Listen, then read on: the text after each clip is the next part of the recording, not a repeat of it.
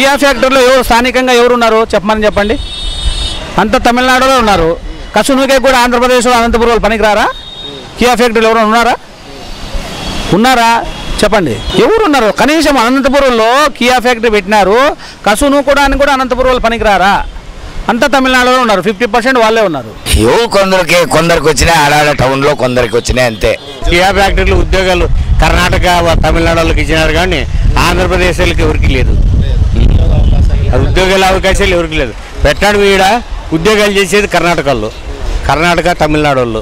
మనకేం ఉపయోగం లేదు. కియా కార్లు అనంతపురానికి ఏమి ప్రయోజనం లేదు. పెట్టినాడు కానీ ఎవరికి ఉద్యోగాలు లేదు. ఈరోజు ఎంతో వెనుకబడిన జిల్లాగా అనంతపురం ప్రఖ్యాతగాంచినది.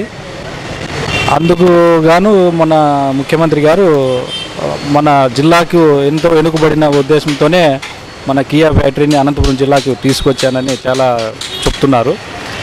కాకపోతే జిల్లాలో ఏ ఒక్కరికైనా ఉద్యోగం వచ్చిందని నేను ఈరోజు అడుగుతున్నా. మొత్తం ఇతర రాష్ట్రాల నుంచి తీసుకొచ్చి ఉద్యోగుల్ని ఈరోజు భర్తీ చేస్తున్న పరిస్థితి మన జిల్లాలో కనిపిస్తుంది.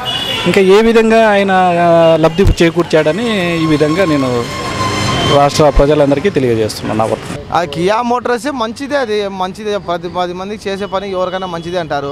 కానీ ఎవరికి స్థానికులకి ఉద్యోగాలు అయితే ఎవరికి ఇవ్వలేదు. చేసినారు. మా బ్రదరే ఉన్నారు. మా బ్రదర్ నేను గుజరాత్ జాబ్ చేసిన, నేను అప్లై చేసినాను. అవి ఇప్పటికైతే ఇక్కడ ఏం చేసినది ఏం లేదు. మొన్నగానే ఆయన ఓపెనింగ్ చేసినారన్నారు కానీ మాకేం లోపల చేసి ఎవరు చూలే. ఆయన చంద్రబాబు నాయుడు వచ్చినారు, ఊరికే చూసుకొని ఓపెనింగ్ చేసుకొని పోయినారు. ప్రస్తుతం అయితే ఇక్కడ కియా మోటార్స్ అనేది మంచిదే, దానికైతే మనం ఏం దానికి చెప్పడం లేదు. కానీ స్థానికులకి ఉద్యోగాలు ఇవ్వడం లేదు.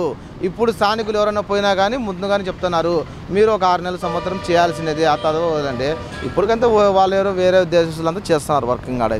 ఈడైతే లోకల్లో అయితే ఎవరు అనంతపురంలో ఉన్నారు కదా, ఎవరు దానికంటే ఈడ లోకల్లో 10-15 వేలు పోతున్నారేమో కానీ అక్కడికైతే నమ్ముకొని కియా మోటార్స్కి ఎవరు పోవడం లేదు. కియా మోటార్స్లోన ఓన్లీ ఉద్యోగ అవకాశాలు మన తెలుగు ప్రజలకి ఒకటిగా రావట్లేదు.